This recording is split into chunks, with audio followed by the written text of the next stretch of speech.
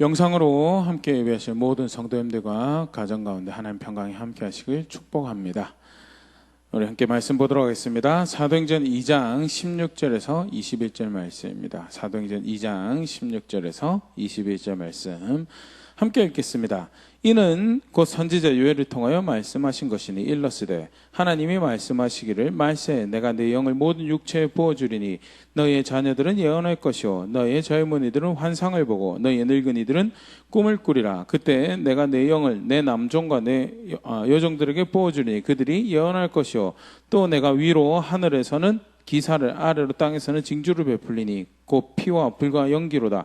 주의 크고 영화로운 날이 이르기 전에 해가 변하여 어두워지고 달이 변하여 피가 되리라. 누구든지 주의 이름 부른 자는 구원을 받으리라 하였느니라. 아멘. 우리가 지금 읽었던 말씀은 베드로가 오순절날 벌어졌던 일에 대해서 설명하기 위해서 이제 이야기하던 중에 요엘 선지자의 말을 이제 인용하는, 기록된 하나님의 말씀을 인용하는 그런 대목인데요. 오순절날 예수님의 제자들이 예수님 말씀에 따라서 모여서 기도하고 있을 때, 마가다락방에서 기도하고 있을 때 성령께서 그들 가운데 임하시죠. 임하셨던 이제 여러 가지 현상 중에 하나가 제자들이 각 나라의 언어로 이야기를 하는 그런 일들이 벌어지고요. 마침 때 시가 이제 성경에는 제3시라고 기록이 되어 있는데요. 우리 시간은 약 오전 9시 경이 되어서 그 소리를 많은 사람들이 듣게 되고 무슨 일인가 해서 모여졌을 때 그들 중에 일부가 술에 취해서 저런 일이 벌어졌다라고 그 이제 본래 의미를 왜곡하는 그런 이야기가 등장을 하고요. 베드로가 아니다, 이건 술 취해서 벌어진 일이 아니다라는 것에 대해서 그럼 무엇이 이것을 이 지금 벌어지는 일이 가지고 있는 의미인가에 대해서 설명하고자 할 때 이제 쭉 베드로의 설교가 등장을 하죠. 그리고 오늘 말씀은 그 의미를 이제 보여주기 위해서 베드로가 인용한 말씀인데요. 오늘은 교회력으로 오순절 이제 감사 주일입니다.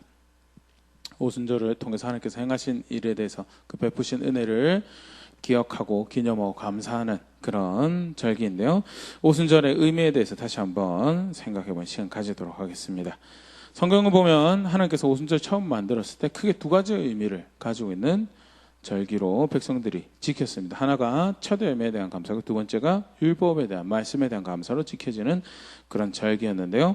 출애굽기 34장 22절에 칠칠절 곧 맥추의 초실절을 지키고 새말에는 수장절을 지키라는 말씀인데요. 여기서 칠칠절이 맥추의 초실을 처음 열매를 감사하는 절기로 명시된 칠칠절이 다름 아닌 오순절을 의미하죠. 일주일에 7일 있죠. 그 7이 7개가 이제 지나간, 그래서 77절이다라고 그렇게 표현을 하기도 하고요. 안식일이 7개가 지나간 그 다음날에 감사하는 그런 절기로 오순절이라고 그렇게 표현을 하기도 하고요. 6월절로부터 해서 7번의 안식일이 지나고 난 그 다음날에 감사하는 절기였죠. 의미는 첫 열매에 대한 감사하는 그런 절기가 되는데요. 첫 열매에 대한 감사하는 절기 두 개가 있습니다. 이제 우리가 이게 쉽게 헷갈릴 수가 있는 부분인데요. 하나는 레위기 23장 10절에서 11절 말씀에 등장하는 첫 열매에 대한 감사하는 절기인데요. 이스라엘 자손에게 말하여 이르라. 너희는 내가 너에게 주는 땅에 들어가서 너희의 곡물을 거둘 때 너희의 곡물의 첫 이삭 한 단을 제사장에게로 가져갈 것이요 제사장은 너희를 위하여 그 단을 여호와 앞에 기쁘게 받으심이 되도록 흔들되 안식일 이튿날에 흔들 것이며. 그 이스라엘은 전통적으로 이제 수확을 2번을 했다고 합니다. 1년에 수확을 2번을 하는데 이제 6월절 무교절 무렵이 이제 첫 번째 수확을 시작하는 그런 시기가 된다고 합니다. 그래서 6월절이 오늘 읽었던 말씀이죠. 안식일 이튿날에 이제 가져온 제물은 6월절이 지나고 나서 이튿날 이제 그 무렵 수확을 한 첫 번째 첫 단을 하나님께로 가지고 오는 거죠. 제사장은 그것을 흔드는 제사를 요제로 하나님께 드렸고 그 제물을 이제 준비하여서 제사에 참여하는 사람들은 수확할 것이 있는 그 첫 수확할 것이 있는 것으로 인하여 감사하고 첫 수확이 암시하는 그 다음에 쭉 이어지는 수확에 대해서 또 그것을 기대하는 마음으로 은혜를 또 구하는 그런 모습으로 제사에 참여했던 그 절기가 이제 초실절로 이렇게 표기를 하고요. 그와 이제 헷갈릴 수 있는 부분이 있어서 이제 오순절은 초실절로 표기가 되어 있긴 하지만 이제 편의상 오순절 또는 칠칠절로 그렇게 이제 칭하는데요. 그 오순절은 그 초실절부터 시작해서 수확하는 그 수확이 끝나고 난 다음에 드려지는 그 수확한 열매들로 감사하는 이제 그 절기로 이제 이해하면 좀 편할 것 같고요. 아까 이야기 드렸던 것처럼 6월절로부터 50일이 지난 그런 절기로 하나님께 기념하는 그런 절기였습니다. 두 번째 말씀에 대한 감사는요. 6월절인 장자장에서 어린 양의 피로 그들을 보호하시고 더불어서 그것을 통해서 이집트의 빗장을 문을 여시고 백성들을 인도하시던 구원의 은혜를 감사하는 그런 절기였죠. 그로부터 시간이 흘러 50일 되었을 때 그들이 어디 도착했느냐? 시내 광야에 시내산에 모이게 됐고 그 시내산에서 시내산 언약을 맺음으로써 언약 백성으로 이제 첫 스텝을 이제 첫 걸음을 내딛는 그런 역사적 사건이 벌어졌던 시기와 또 장소가 되는 것이 시내산 앞에 50일 후에 거기였고요. 그리고 그 언약 백성 되는 것이 단순히 그냥 우리 언약 백성 하겠습니다라고 했던 것이 아니고 하나님께서 법을 통하여 하나님 백성을 정의하시고 우리가 그 법에 의해서 하나님 백성이 되겠습니다라고 고백을 하고 다시 이제 법을 받고 언약을 세우고 했던 그런 일이 벌어지죠. 그래서 오순절은 첫 열매에 대한 감사와 더불어서 법을 주신 법을 통해서 언약 백성이 되고 법의 백성이 하나님의 백성이 된 것에 대해서 감사하는 그런 절기로 이제 전통적으로 이제 기념이 되어졌고요. 지금도 이제 그 절기를 이렇게 나름 좀 이렇게 신실하게 지킨다라고 하는 보수적인 유대인들은요, 회당에 모여서 이제 다시금 토라, 모세 오경에 대해서 연속으로 쭉 공부하는 그런 시간을 가지고요. 이렇게 회당에 따라서는 그것을 3일에 나눠서 그렇게 하는 데도 있고 스트레이트로 쭉 이어서 그렇게 공부하는 무엇보다도 이 율법을 통해서 우리를 하나님 백성으로 여기시는 그 은혜에 대해서 감사하고 놀라운 그런 선물을 허락하신 것에 대해서 기념하는 그런 절기로 하나님 앞에서 백성들이 여겼던 것이 오순절이다라는 그게 이제 처음 오순절을 만드셨을 때 의미라면 두 번째 오순절 쉽게 말해서 그리스도 안에서 가지는 오순절의 의미는 뭔가 우리가 유대 절기를 그냥 가지고 올 수 없죠. 골로새서 2장 16절 17절에도 그렇게 이야기되어지고 있는데요. 그러므로 먹고 마시는 것과 절기나 초하루나 안식일을 이유로 누구든지 너희를 비판하지 못하게 하라. 이것들은 장래일의 그림자나 몸은 그리스도의 것이니라. 쉽게 말해서 먹고 마신 것, 절기, 초하루, 안식일 다 예수 안에 성취된 것이다. 그래서 그리스도 안에서 그것이 이해되어져야 되는 것이 이제 그리스도 안에서의 오순절, 우리가 오순절의 의미를 가지는 건데요. 그럼 우리에게 오순절이 어떤 의미를 가지는가? 율법을 오순절에는 신에서 언약과 그로 더불어 주신 말씀을 감사하는 거라면요.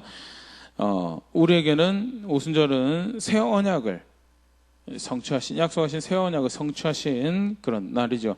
예레미야 31장 33절에 그러나 그날 후에 내가 이스라엘 집과 맺을 언약은 이러하니 곧 내가 나의 법을 그들의 속에 두며 그들의 마음에 기록하여 나는 그들의 하나님이 되고 그들은 내 백성이 될 것이라. 여호와의 말씀이니라. 이제 옛 언약을 주었는데 신의 언약이죠. 그런데 언약에 신실하지 않아서 바람난 여인처럼 남편을 벌어버린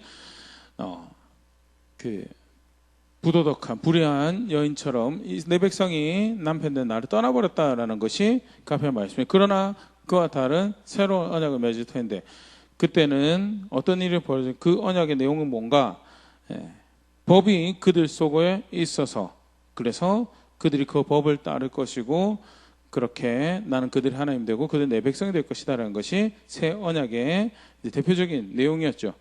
실제로 하나님의 영이 그 법을 주시는 하나님의 영이 하나님 백성 마음에 거하셔서 그래서 돌판에 새겨졌던 법이 마음에 새겨져서 그것을 따라 사는 그 언약 백성의 삶을 사는 것이 무엇보다 더 실제적이고 더 구체적이고 더 분명하게 이루어질 수 있는 그 일을 행하신 것이 사실 오순절 안에 벌어졌던 일이고요. 그렇게 새 언약을 성취하시고 세우신 일이 더더군다나 예수님께서 이제 고난 받으시기 전에 성찬을 제정하셨다 그러시면서 그런 이야기를 하셨죠. 누가복음 22장 19절 20절 말씀인데요. 또 떡을 가져 감사 기도를 하시고 떼어 그들에게 주시며 이르시되 너 이것은 너희를 위하여 주는 내 몸이라. 너희가 이것을 행하여 나를 기념하라 하시고 저녁 먹은 후에 잔도 이와 같이 하여 이르시되 이 잔은 내 피로 세우는 새 언약이니 곧 너희를 위하여 붓는 것이라 하면서요. 그냥 우리의 죄를 용서하시기 위해서 몸을 찢으시고 피를 흘리신다는 사실만 해도 참 감격적인 이야기인데, 이것이 단순히 그것으로 그래서 죄에서 용서받았습니다, 구원받았습니다, 그걸로 끝나는 것이 아니라 실제로 그것이 의미하는 바가 뭐냐, 새 언약의 백성을 만드시는 일이다라는 거죠.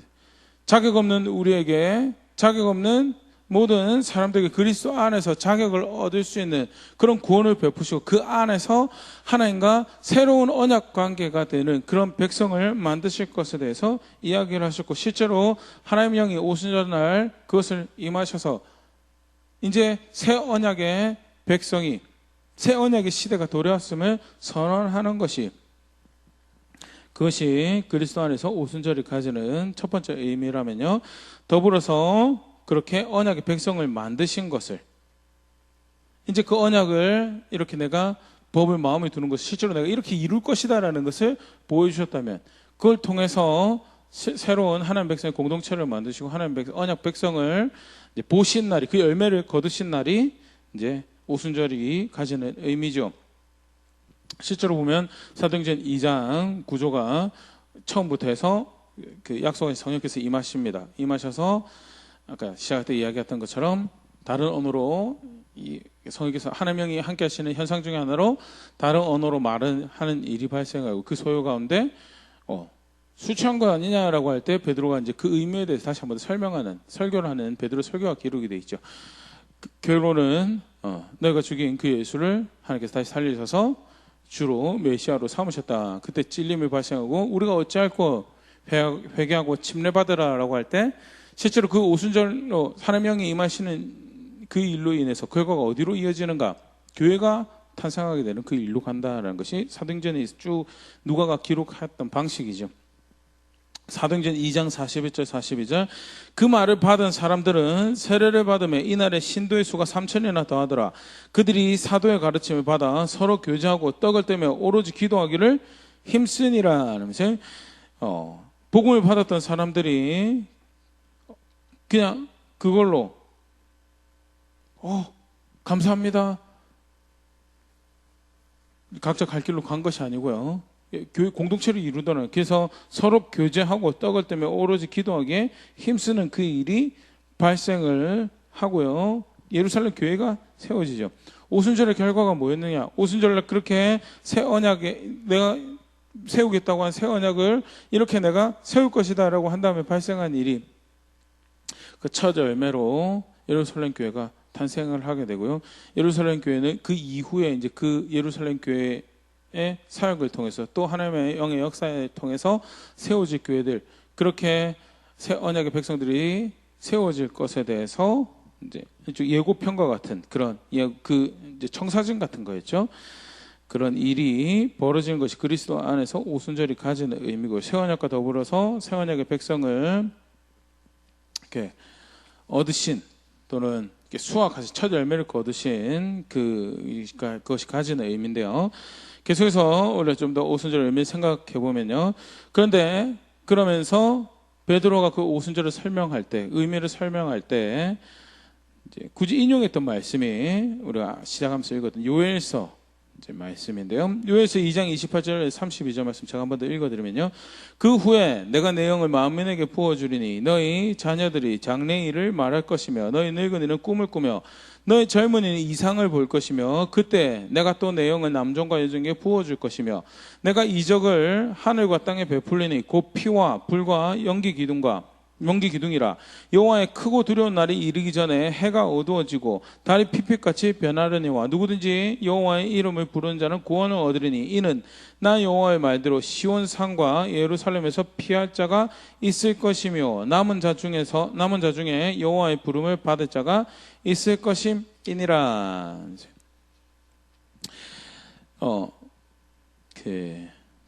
베드로가 이 말씀을 인용하여서 사도행전 2장의 오순절의 의미를 이제 설명하는데, 그러면 그 영이 임한다라고 하는 이 현상이 무엇을 의미하는 게, 하나님의 영이 함께 하신 것도 굉장히 놀라운 일이죠. 그런데 그것이 의미하는 바가 뭔가라고 했을 때 요엘 선지자는 이 말씀을 무엇과 더불어서 이야기를 한 거냐면 여호와의 날이라는 것과 함께 더불어서 이야기했다는 거죠. 요엘서 2장 1절 말씀입니다.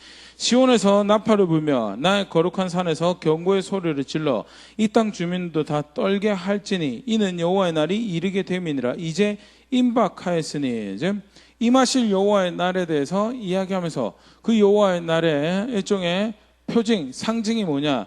하나님의 영이 사람들에게 부어지는 그런 일들이 벌어질 거다라고, 감히 상상도 할 수 없죠. 하나님의 영은 특별한 사람이나 또는 성전에 감춰진 그 방에만, 지성소라고 일컬어진 그 방에만 임하시는 건데, 근데 그게 심지어는 남종과 여종에게까지 부어지는 그런 일들이 있을 것에 대해서 이야기를 하고 있으면서, 그것이 뭐냐? 다름 아닌 여호와의 날이 임하였다는 것을 의미하는 것이다. 그럼 여호와의 날이 뭔가? 여호와의 날은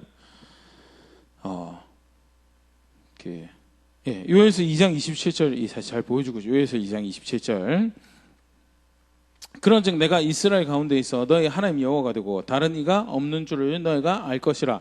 내 백성이 영원히 수치를 당하지 아니하리라. 그래서 이스라엘 가운데, 백성 가운데 하나님이 다시 함께 하셔서 그들의 하나님 되심을 나타내시는 것이, 더불어서 백성은 그 가운데서 여호와가 우리 하나님이고 그 다른 어느 누구도 그와 같을 수 없고 그가 우리의 유일한 하나님이신 것을 인정하고 고백하는 그런 서로가 신실하게 되는 거죠. 하나님은 늘 신실하시지만 백성이 그렇게 하나님을 인정하는, 또 그렇게 그 가운데 하나님께서 백성 가운데 하나님 다스림을 나타내시는 일정한 표현이 내 백성 영혼이 수치를 당하지 않는 그런 일들이 벌어진대요. 하나님께서 백성 가운데 거하시면 꼭 두 중에 하나가 벌어지죠. 하나는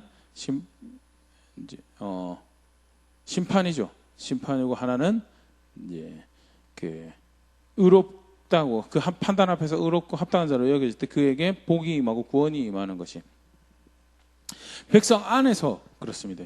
백성 안에서 신실하지 못한 자에게 심판이 임하죠.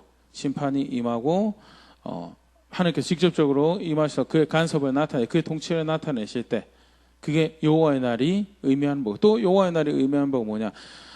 백성을 대적하는 자들에게 또 여호와의 날이 이제 의미하는 바가 그들에게 임하는 심판, 하나님의 백성을 대적한 그들에게 임하는 심판에 대해서, 더불어서 단순히 심판이 임한다라는 그 의미에 넘어서 좀 전에 27절에 읽었던 것처럼 하나님께서 다시금 백성 가운데 임하셔서 그 통치를 나타내실 것을 의미하는 게 여호와의 날이 의미하는 바죠. 그런데 그 여호와의 날의 현상이 뭐냐? 하나님의 영이 부어질 것에 대해서. 근데 그 백성 가운데 하나님께서 임하신다라는 것은요, 단순히 하나님의 영이 임하는구나라는 그런 의미도 있지만, 그것이 이렇게 하나님 통치를, 다른 표현은 하나님 나라를 상징하는 그런 표현으로 사용되어지고 있는데요. 그것은 요엘서만, 선지자 요엘만 사용한 것이 아니고 이사야 선지자도 그렇고 에스겔 선지자도 그렇고 그런 표현들을 사용하는데, 간단히 살펴보면 이사야 32장 15절에 마침내 위에서부터 영을 우리에게 부어주시리니 광야가 아름다운 밭이 되며 아름다운 밭을 숲으로 여기게 되리라. 이사야 선지자도 대표적으로 심판을 선언하고, 하지만 하나님께서 자비로워서 다시 너희를 회복할 것이고 너희를 돌아와서 살게 하실 거다. 돌아와서 살게 한다는 말이 다름 아닌 하나님 나라에서 사는 거죠. 이스라엘 백성들에게 팔레스타인 땅은 그냥 조상들에게 약속한 땅 이상의 의미를 가지고, 하나님이 거기 계셔서 그들의 하나님으로 하나님의 다스림을 나타내실 것이고, 그로 더불어서 백성이 수치를 당하지 않는 그런 나라를 살아가는 것이, 그게 팔레스타인 땅에서의 삶이고요. 지금은 죄를 지어서 심판받아서 이 땅에서 쫓겨나고 내침을 당해서 뿔뿔이 흩어질 것이지만, 그 하나님께서 자비로우셔서 백성을 다시 모으실 것이고 그 땅에 다시 살게 하실 것이고, 그 땅에 전에 약속하셨던 하나님이 그들의 하나님이 되고 그들 가운데 그 경영과 그 평안과 위로와 안식을 나타내실 것이다 라는. 근데 그 이야기를 약속을 주시면서 그것을 또 이렇게 표현하십니다. 위로부터 영을 우리에게 부어 주실 것이다. 그러면서 이사야 32장 15절에 그래서 황폐해졌던 땅이 아름다운 밭이 되고 심지어 그 아름다운 밭이 얼마나 푸르고 무성한지 숲으로 여기게 되는 그런 일이 발생을 할 것이다. 하나님의 보호가 하나님 풍성하게 하시는 은혜가 그 직접적인 통치를 통해서 살게 하시는 생명을 주시는 그 은혜가 있을 것인데 그 사인이 그 일종의 표징이 뭐냐? 그 현상의 표징이 뭐냐? 위로부터 영이 임할 거다. 위로부터 영이 임할 거다. 에스겔 36장 27절 28절에서 동일한 걸 이야기하는데 또 내 신을 너희 속에 두어 너희로 내 율례를 행하게 하리니 너희가 내 규례를 지켜 행할지라 내가 너희 조상들에게 준 땅에서 너희가 거주하면서 내 백성이 되고 나는 너희 하나님이 되리라 하면서 조상들이 준 땅에 돌아와서 에스겔 선지자도 이사야 선지자보다 조금 후에 사역했지만 이제 포로로 끌려가서 바벨론에 사역했던 예레미야랑 거의 겹쳐지는 시대에 사역했던 그런 선지자인데요. 그런데 하나님께서 회복하실 것이다라고 회복하실 것이다.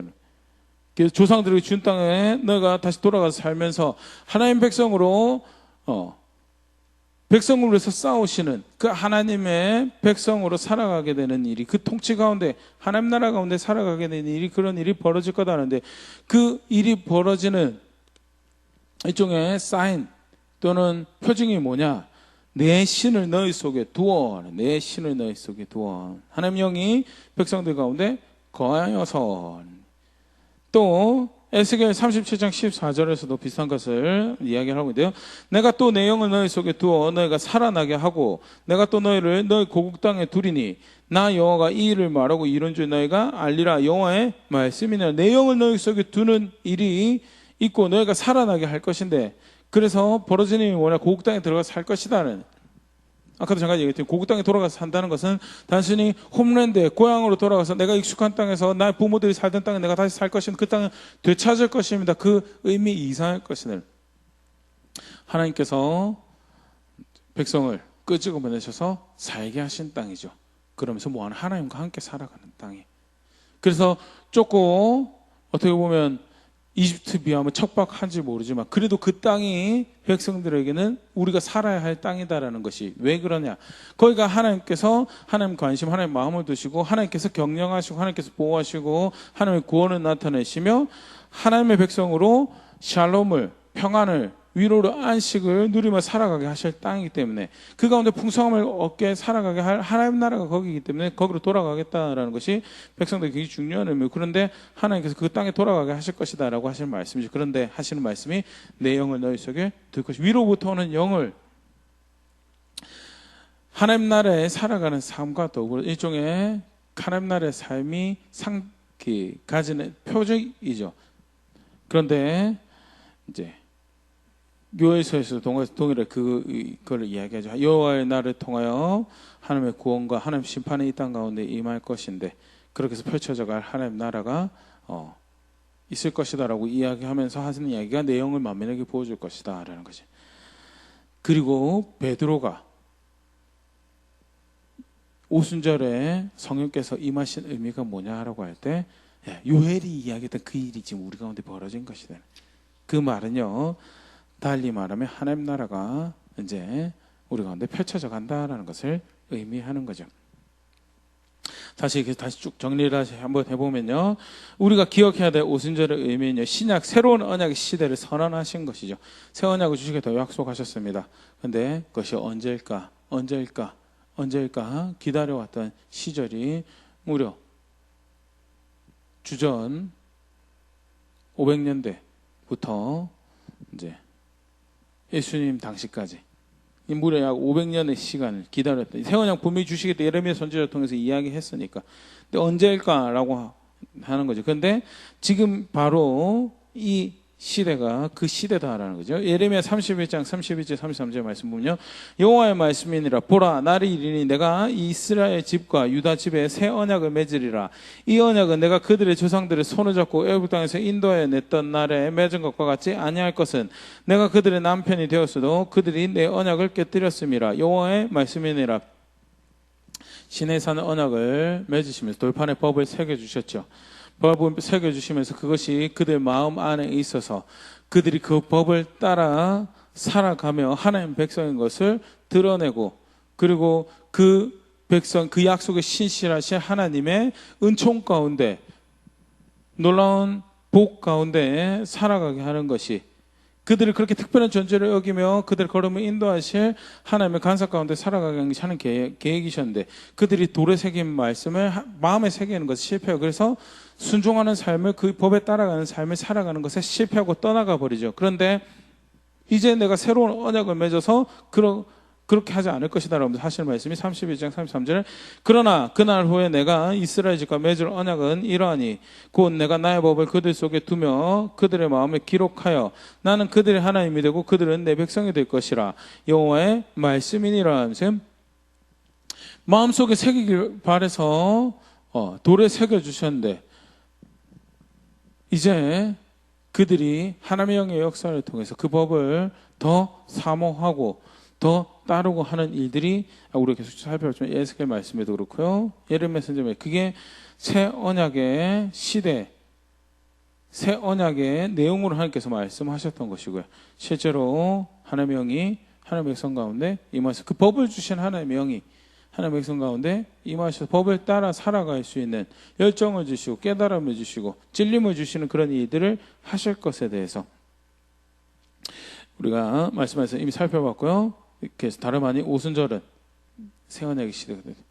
하나님께서 백성들과 새로운 관계를 가지시고, 하나님께서 그들이 하나님이 되시고 백성이 그 하나님의 백성이 되어서 살아가는 그런 일이 벌어질 것이다라는 것이 오순절의 의미고요. 굉장히 사실 놀라운 의미죠. 우리 새로운 정체성을 언약이라는 측면에서 부여하신다면요. 두 번째로 우리가 오늘 간단하게 살펴봤지만요, 영이 임했다라는 것이 의미하는 것처럼 하나님 나라가 시작되었다라는 것을, 예수님께서 이 땅에 계실 때 그런 말씀하셨습니다. 마태복음 12장 28절에 그러나 내가 하나님의 성령을 힘입어 귀신을 쫓아내는 것이면 하나님 나라가 이미 너에게 임하였느니라 하면서, 하나님의 영이 너희 가운데 역사하시고 그 뜻을 펼쳐가는 그 일이 벌어진다면 그것은 하나님 나라가 이미 너희 가운데 임하였느니라 하면서, 하나님 영이 임해서 방언하고 하나님 영이 임해서 놀라운 현상들이 벌어지고, 그것도 참 놀라운 일이죠.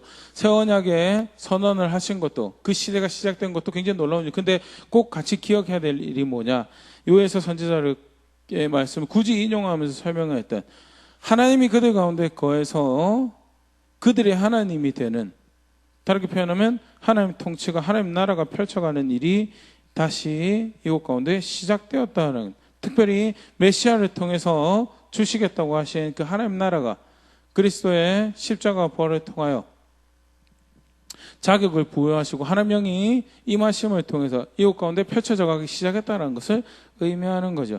예레미야 32장 40절 41절 말씀에 새 언약의 의미에 대해서 또 다른 설명을 하신 부분이 있는데요.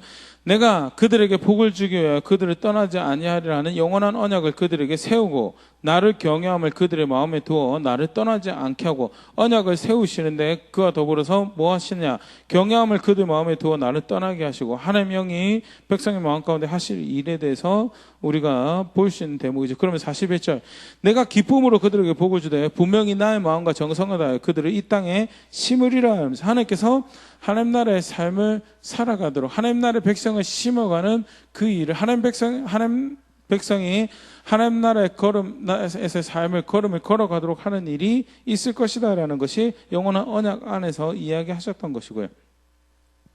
비단 장차 완성된 나라에 비하면 여전히 이 땅에서의 삶이기에 미완성이고, 그 나라에 비하면 결핍이 있지만 분명한 것은 이미 이곳에서부터 그들의 이 땅에서의 삶에서부터 하나님 나라의 삶을 살아가도록 그 일을 시작하셨다라는 것이 오순절이 가지는 의미고요. 하나님 영이 임함으로 인해서 그것을 확인하신 거죠. 하나님 나라가 임했구나라는 것이, 이미 메시아가 오셨고 그의 나라가 펼쳐져 가기 시작했구나라는 것을 이야기하는 것이 그게 오순절이 가지는 의미죠. 그렇기 때문에 전 개인적으로 성탄절과 더불어서 굉장히 중요한, 부활절과 성탄절과 더불어서 굉장히 중요한 절기 중에 하나가 교회가 반드시 기억하고 다시 기념하고 감사해야 될 절기가, 그리고 더불어서 이제 그 오순절의 은혜, 그 역사의 연장선에서 살아가고 있는 성도가 그 의미를 분명히 다시 붙잡아야 될 중요한 절기가 오순절이라고 생각을 하는데요. 새 언약이 공표가 되고 그것이 성취되었고 이제 그 언약의 시대입니다. 새로운 언약이 맺어졌습니다라고 그리스도 안에서 그것이 이제 예수님을 영접하는 그 모든 이들이 이제 옛 언약이 아니고 새 언약의 백성으로 사는 백성으로 여겨지는 그런 이들이 벌어진 것과 더불어서 그들이 하나님 나라를 살아가는 그 일이 벌어진 것이 공표된 만큼, 그러면 그 연장선에서 그 역사에서 살아가는 우리가 오순절의 의미를 기념하는 것이 어떤 고백으로 등장을 해야 되는가? 실제로 언약 백성답게 살아가는 것이, 실제로 그 나라의 삶을 살아가는 백성답게 살아가는 그 삶이 촉구가 되어지는 게 사실 오순절이 가진 다른 의미죠. 골로새서 1장 13절 14절 그가 우리를 흑암의 권세에서 건져내사 그의 사랑의 아들의 나라로 옮기셨으니 그 아들 안에서 우리가 속량 곧 죄사함을 얻었도다. 이미 그 아들의 나라로 옮겨졌다는, 이미 그 아들의 나라로 옮겨졌다. 히브리서 12장 28절 그러므로 우리가 흔들리지 않는 나라를 받았은즉 은혜를 받자 이로 말미암아 경건함과 두려움으로 하나님을 기쁘시게 섬길지니, 흔들리지 않는 나라를 받았다라고. 그렇기 때문에 어떻게 하라고? 경건함과 두려움으로 하나님을 기쁘게 섬기자라. 그 나라의 백성처럼, 이미 옮겨진 나라에 살아가는 백성처럼 새로운 질서의 새로운 가치관으로 살아가는 것이 오순절을 아는, 그리고 그 안에서 무엇이 이루어진 것을 아는 백성들이 살아내야 될 삶의 고백이 돼. 그렇기 때문에 법을 따라 살죠. 더 강화된 신해산 율법, 죄송합니다. 신해산 언약을 통해서 요구되었던 법은 물론 내적인 자세를 요구하는 것도 많이 이제 보일 수 있지만 먼저 표면적인 것들이 많이 강조가 되었다라고 하면 상상수훈에서도 우리가 살펴볼 수 있는 것처럼 그 나라의 법은 내적인 변화된 삶의 자세와 내적인 변화를 통해 실제적으로 전 존재가 그 법을 주신 하나님의 목적과 뜻에 들여져서 거룩함을 살아가고 그걸 통해서 그 나라에 소속된 그 법의 백성인 것과 그 하나님의 백성인 것을 고백해가는 것이 요구가 되어지죠. 그렇기 때문에 단순히 입으로 행위로 살인하지 않더라도 미워하는 마음을 품고 입술로 상대방을 비방하고 저주하는 그것만 하더라도 이미 살인했다라고 이야기하시는 그 주의 나라로 옮겨진 것이고, 눈으로 이제 범죄하고 이미 마음에서 범죄한 그것이 간음했다라고 여겨지는 그 법으로 살아가고. 왜?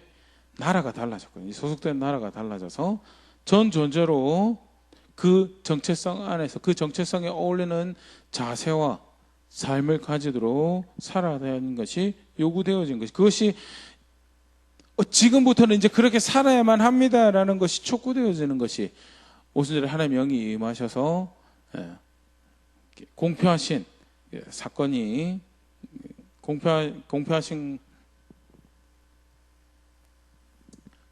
것이죠. 공표하신 것이다.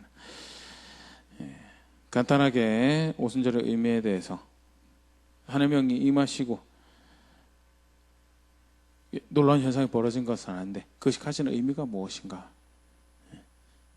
옛 언약을 6월절부터 50일째 되는 날에 세우셨던 것처럼 새 언약을 그리스도 십자가 부활 사건을 통하여 새 언약을 오순절날 세우시고 그 언약 백성을 이후에 그 십자가 복음을 통하여 세워질 백성들을 암시하시는 첫 열매를 거두시며 그렇게 이 땅에 하나님 나라를 펼쳐가실 것을 보여주셨던, 그리고 공언하셨던, 공개적으로 역사적 사건 가운데 선언하셨던 것이 오순절이 가지는 것이고, 그러면 그 오순절을 안다라고 할 때 그 오순절의 의미를 감사하고 그 베푸신 은혜를 존중한다라고 하는 삶을 살아갈 것을 촉구하는 것이 그게 오순절이 가지는 의미죠. 그렇기 때문에 여담으로 하나 더 얘기 드리면 이제 두 번째 오순절이다 이런 표현은 이제 오순절의 의미를 더더군다나 요엘서 선지자의 이제 그 말을 베드로가 인용했던 그 의미 자체를 누락을 하는 거고요. 그러니까 영이 임했고 열정이 부어졌고라는 그 사실 자체에만 집중을 해서 오순절 자체가 사실 가진 본연의 의미를 이제 희석시키는 그런 것이 아닐까 생각되어지는데요. 오순절은 두 번째 오순절은 필요가 없죠. 이미 우리는 새 언약의 시대에 살고 있고요. 그 복음 안에서 하나님의 깨닫게 하신 은혜 가운데 부족하지만 하나님 나라의 삶의 걸음을 이 땅에 살아가고 있지만 비단 이 땅에 살아가고 있지만 그 나라에 소속된 삶을 살아가도록 매일매일 새로운 날의 기회를 얻고 새로운 호흡의 기회를 얻고 살아가는 그렇다면 실제로 그 정체성의 의미를 안다면 그리고 그 오순절의 의미를 안다면 나는 그 다음에 걸음을 어디로 걸어가야 될까 오늘 말씀 가지고 다시 한번 생각해 볼 수 있으면 좋을 것 같습니다.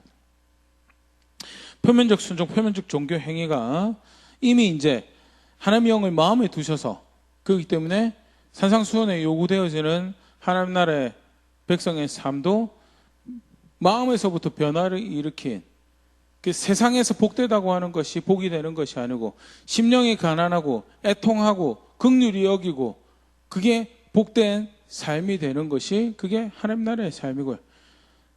손으로 입으로 범죄하기 전에 이미 마음으로 범죄하였으면 그것이 범죄한 것이 되는 것이 그 나라의 백성의 삶이고요. 구체적으로 그렇게 하나님 기뻐하실 것을 마음에서부터 선택하여서 실제로 그 법이 인도하는 대로 걸음걸음 살아가며 거룩하며 살아가고 화평하며 살아가는 것이 그 백성의 삶이 그 백성의 삶 하나님의 영이 함께 하시는 백성의 삶이 요구하는 바인데 난 어디로 가고 있는가 한번 말씀 가지고 돌아볼 수 있으면 좋을 것 같고요. 먼저는 이 놀라운 절기에 행하신 일로 인해서 감사할 수 있으면 좋을 것 같습니다. 이렇게 하나님 나라를 물론 우리가 알고 있는 바죠. 예수님 말씀 통해서도 알고 있는 바지만 하나님 영을 보내주셨고 그것이 위로부터 내려온 영이 각 사람에게 영이 임하셨던 것을 의미하는 바가 뭔가 하나님 나라를 펼쳐가고 그리고 복음을 받아든 사람들 그 나라에 살아갈 사람들을 여기겠다는 그리고 그 영이 하나님의 뜻을 쫓아서 그 나라에 한 사람씩을 심어가는 시절 그 걸음들을 걸어가게 하는 그런 은총을 그 은혜를 행하실 것에 대해서 보여주는 바입니다. 굉장히 감사한 일이고 감격해야 돼. 내가 오늘 또 다시 희망을 가지고 있구나. 나는 소망이 없는데 내가 오늘 다시 그 복음 안에서 그 영이 인도하시면 소망을 가지고 있구나라는 것에 대해서 감격하고 감사할 부분이라면요. 더불어서 실제적으로 이제 그런 선택을 해가야 되는 거죠. 그래서 내 마음이 정말 그것을 사랑하고 있는지 그것이 동의해서 그 걸음을 걸어가려고 하고 있는지 보여주는 종교적 행위나 몇 가지 행하고 있는 어떤 외면적인 것을 스스로 속이면 내가 정말 마음 깊은 곳에서 그 하나님을 사랑하고 그의 법을 사랑하고 거룩한 것을 사랑하고 정의로운 것을 사랑하고 실제로 그렇게 걸음을 걸어가고자 하는가 아니면 종교로 전락해버린 기독교를 이제 살아가고 있는 건지에 대해서 한번 말씀과 돌아볼 수 있으면 좋을 것 같고요. 바뀌지 예수님 복음 안에서 또 하나님의 역사 가운데서 바뀌어진 나의 정체성을 알기에 저는 이제 이렇게 선택할 수밖에 없습니다라는 고백을 실제로 걸음걸음 선택 가운데 만들어가며 받으실 만한 고백으로 받으실 만한 예배로 함께 서는 그런 우리가 될 수 있으면 좋을 것 같고요. 그렇게 교회로 저 앞에 존재하는 우리 될 수 있으면 좋을 것 같습니다.